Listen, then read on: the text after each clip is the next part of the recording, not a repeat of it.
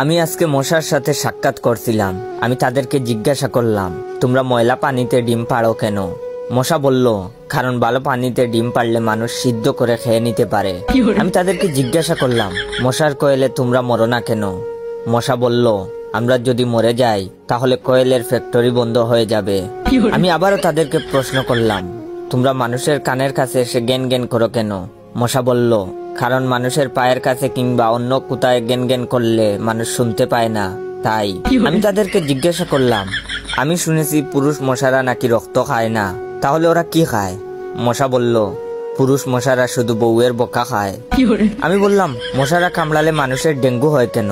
মশা বলল, মশারা কি শুধু মানুষের রক্ত নিয়েই যাবে? ওদের কিছু দিবে না।